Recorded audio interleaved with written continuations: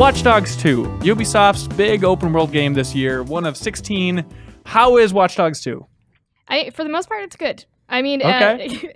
in comparison to the last game, which a lot of people didn't like, I enjoyed for its concept mostly, and I think that they had a really cool thing going on with like being able to hack stuff, and they do that a lot better this time around. Absolutely. I don't even have to be here. She just said everything I was going to say. Is that right? So is it Watch Dogs 1 in your mind, Jeff, and was a great concept that where did it falter? Do you remember? The story faltered. Aiden Pierce faltered. Just for being himself. Specifically. Yeah, the open world, it had some interesting activities in it. Some of them were lame that you could just the drinking game easily ignore. There's a drinking game? Yeah, and it's just literally pressing the right buttons again and again and seeing how long you can withstand it. That was definitely from the era of like, hey, open world games, we're still experimenting with them, but let's just jam as much crap into them as we can. Right, we're no rock star, but let's still try and build up as many little bowling side activities. That was only like 3 years ago or something. 1983, actually. I know, but it was still... Man, time flies. You know, I think we were reaching the apex of open worlds, and Ubisoft especially, you know, they had done a bunch of Assassin's Creed games, but that was really when they were like, let's put everything in. We got to do any kind of activity we can think of. We're going to jam into this game. Right, but even like the hacking functions themselves were... You press something, you hack a camera, or you press this and a roadblock comes up, and like it just...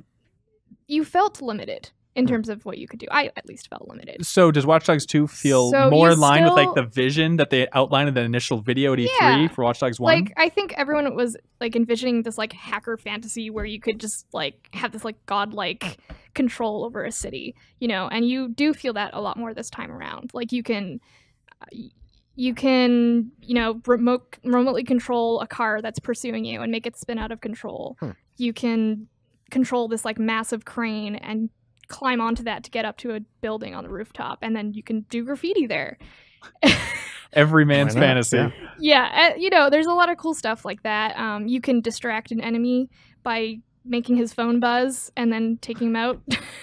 Classic. That's how we got Osama, I think. You know, what's that buzz? Bunch of cool stuff like that. Or you can get like gang members to come in, and like you can make someone a target of like a gang. You can hack gang members? You can get yeah, kind of. I mean, you know, you can basically change someone's data to make them a target of something. Okay. So a gang will come in and kill them off for you. The gang instantly sees their Facebook post? Right, so their Facebook is like, I love railroads, and this gang's like super anti-train. Right. So they'll come in and... Hey, let's train over this guy. I don't know. Let's railroad him. No. All right, tie him to a railroad, and then that's it. Okay, that seems cool. Yeah, and you can also like make people wanted by the police, which is also really fun to just do to random civilians, just to see what happens. How do you do that? Are you changing their data Yeah, again? you go in and you forge evidence. Of like child pornography, or what kind of stuff? One I did was I made this guy like an abusive spouse. Holy Lord. And he posts about it on Facebook? No, I don't know. It's just, I think you're actually going into police data and changing that directly. So you can target anybody on the street and say they're abusive, and then cops will just come and like slam them up against the building. They'll take them away and they'll be like, what? And they're like, what's wrong? I'm innocent. And this sounds like a really good game. And you just laugh maniacally. That's why Elise has been laughing all week at her desk. Oh, I thought she was just cracking mentally. There is a lot of really great stuff in the open world like that. The thing that I find is the biggest flaw with Watch Dogs 2 is its story and its characters. Of course. So this is Watch Dogs 1 again. So they've really evolved. So Marcus Holloway is the new protagonist. Okay. He is like very lighthearted, basically everything Aiden Pierce wasn't. But he's still like, a lot of his actions just don't make sense to me.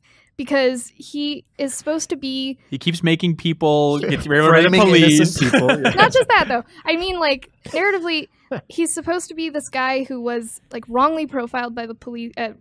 by the CTOS system, rather, which is, like, the smart city surveillance system. Is that a government thing, or is it, like, an independent contract?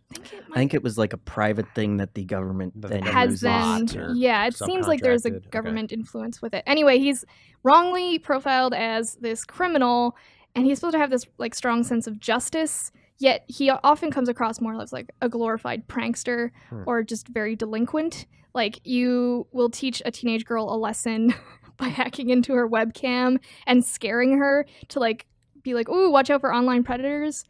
Wait, how does he scare her?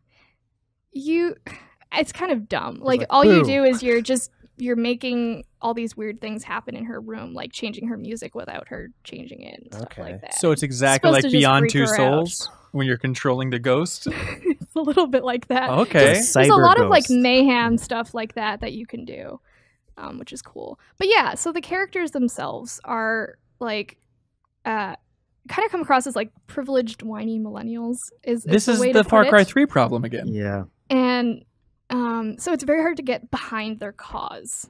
So, like, you play as Marcus, and he's part of DeadSec, which is this hacktivism group. But it never really feels like activism. It just feels... I mean, sometimes it does, but a lot of the times I find it just felt very, very juvenile.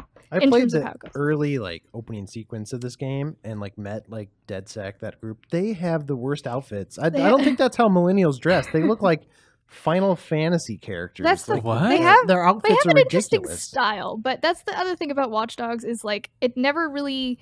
There's some really cool stuff about hacktivism that I think they could have said. Can you stop saying that word? Yeah, leave me alone. Hacking, hey, whatever. That's what it is. Okay. So there is some cool stuff to be said, but it's never nuanced enough to really make a statement, and it stays in that goofy tone. And hey, if you don't mind that, then great. I do like the game starts out with like him getting drunk at a party one night and then just waking up at somebody's house in his boxer shorts. The transitions in that opening are kind of jarring. It seemed like there could be moments where it's like, okay, lighthearted, kind of funny, but they don't really pay off is what it sounds like. I just find that they didn't do a very good job of establishing characters, especially early on. Like, they grew on me a little bit as the game continued, but I felt absolutely no connection for a majority of the game.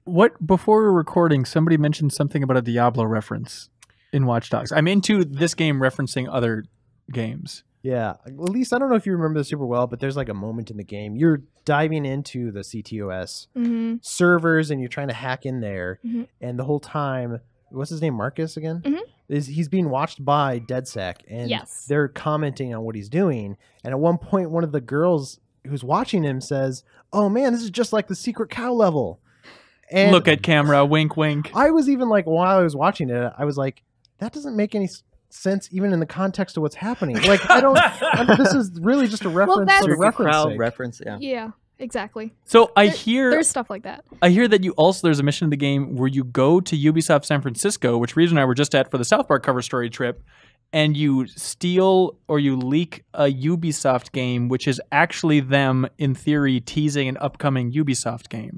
Did you do this? Did you do this mission? I don't think I did that. Weird. I wonder if it's just a side thing. I'm really into how they... There are side missions that you will encounter just by listening to people's like phone calls or reading their texts and stuff, and then sometimes that'll start something. It's going to get really weird when you hack into Ubisoft San Francisco within a Ubisoft game and make the president of Ubisoft a spousal user. I did see you have a social media feed on your phone. Like a lot of the UI is with your cell phone itself, and you can check like other DeadSec members and stuff, and they'll like post on this social media thing, and one of them was like in front of the Ubisoft building. Oh, okay. Yeah.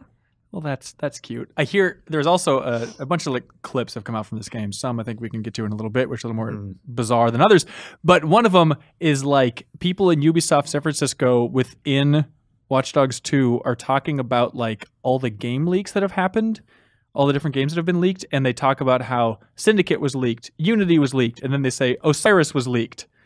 So a lot of keen Ubisoft fans are like, oh, well, that's the next Assassin's Creed game. It's going to be called Assassin's Creed Osiris.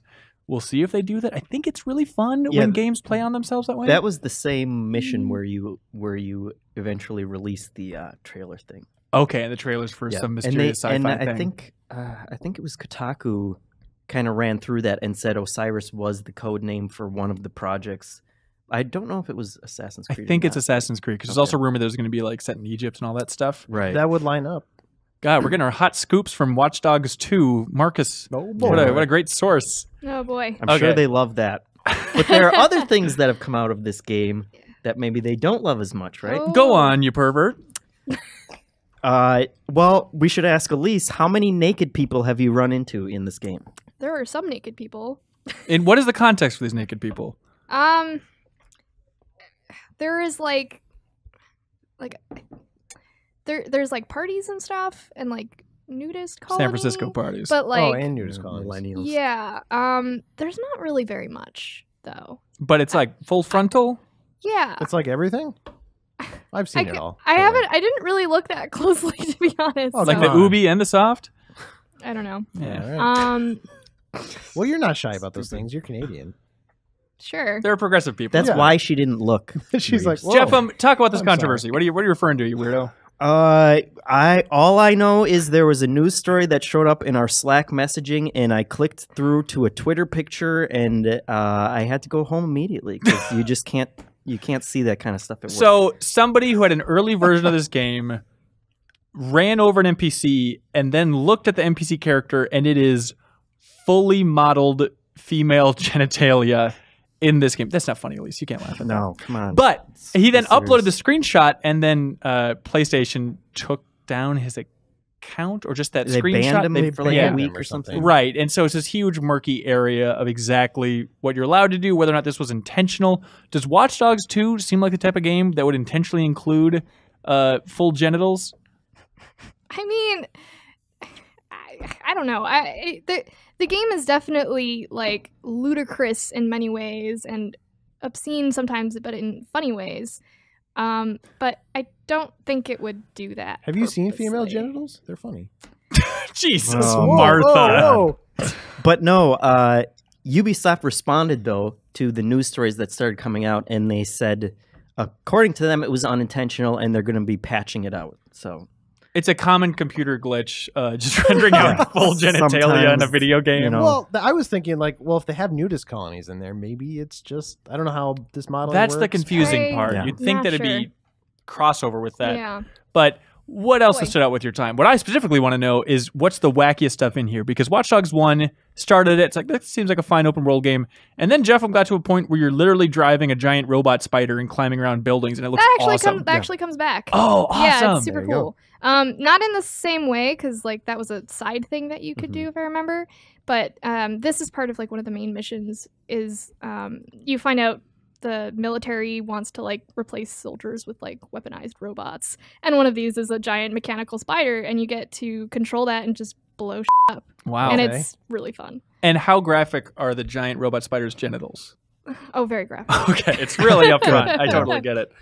But is there anything like that that's like that's new? Anything on the scale of a giant spider robot? Anything else? Well, like in terms of wackiness, Yeah. one thing you get to do that's really cool is like hack an outer space satellite, and then you get to like go around the world, through hacking, and kind of mess with all these different data servers and different offices and stuff, and just make things go crazy. Sounds fun. Okay. Yeah, Sounds like more it's- ghost stuff. Pretty cool. How's the multiplayer? So the thing about multiplayer is it's supposed to Watch Dogs 2 is supposed to have this seamless online where you can just go around in San Francisco and other players are supposed to kind of like bleed into your experience. However, this has been offline because of bug and crashes. So Cool. so I haven't been able to explore a lot of the multiplayer. I've played some co-op missions, so you can't play like the whole game in co-op or anything, but there are like exclusive missions that you can play through co-op or alone if you want to, and a lot of Okay. those are just like infiltrating compounds and stuff or going into like heavily guarded areas. But what's kind of cool is when you're playing with a friend, as like you're both like Marcus, I guess, but as Marcus, you have like these remote control car, this tiny like remote control car, and also this like flying drone that you can use. And both of those are really fun, especially the drone, because in co-op, then like one person can use the drone to kind of like scope out the area. Okay. And that's really fun. A little bit like Rainbow Six. I don't know if you played much of that. I haven't played much of that. Okay. That sounds. Do you want to talk about some Cool. of the other bugs you ran into? Is that worth? Oh, God. Yeah, we can talk about that. Not the spiders. We posted a story like, hey, here's the Yeah, reason why we the did. review's late. I know this has been very stressful for you in the last week. Yeah, so that really definitely disrupted my experience with the game, and will also affect my review a little bit, which will be going up very soon, or probably will be up when this is. Don't worry about it. Anyway, yeah. So the bug I encountered, basically, it was a game-breaking bug that Ubisoft has now said is extremely rare.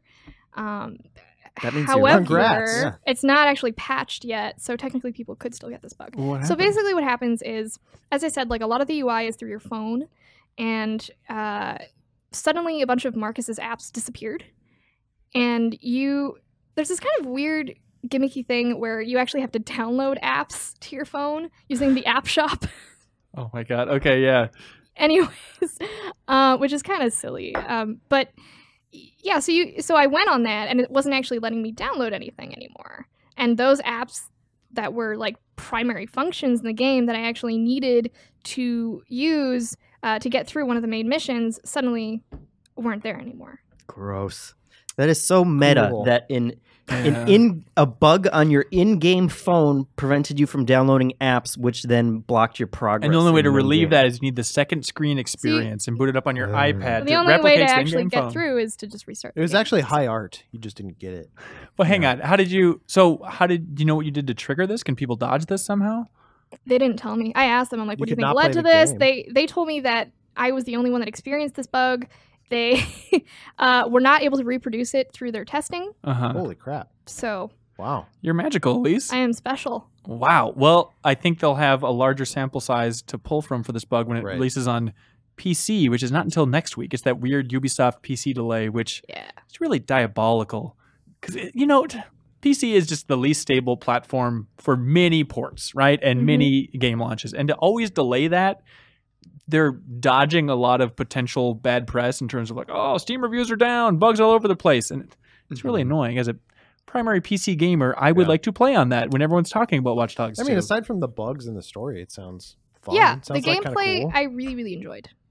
Definitely. Do you need to play the first game? Like, do they reference the first game's story or anything that happens in there? Not very much. No. I think it helps to have background in terms of, like, they never really explain much what the CTOS is, and they kind of, even at the beginning of the game, you're kind of jumped into all that without much like exposition. Sure. I guess. Kind of like the Super Cal level. Like to have that exactly. To have that background probably helps. Yeah. Jeff, you're gonna play this game? I'll check it out. Yeah. Okay. If people don't know, in the Game Informer office, everyone loves crapping on this game. A lot of people did not like it. We talked about that early on. JV, I brought it up, and then he just directly farted into the microphone as a reflection of his emotions. JV in particular says that's the worst game he's ever played in his life, which is a stretch, I would say. That's some real it's stuff. a real big stretch. Why do you think it gets crapped on so much? And he's played Virginia. There are plenty of JV games we could list right now. That's true. You know, I think a lot of it is Aiden Pierce was such a horrible character. What was wrong with him? He's just this mopey guy. I mean, he's an empty shell of a character. You spend so much time, I think, also just on your phone, and he's complaining in like his Batman voice about all the bad things, and then that juxtaposed with what sounds like the same kind of wacky sense of humor that doesn't really work. I think that turned a lot of people off right when they started playing, and I think a lot of people just dropped off. And one of the things that I found while I was playing was the actual gameplay got progressively better because you had to unlock like all these different abilities.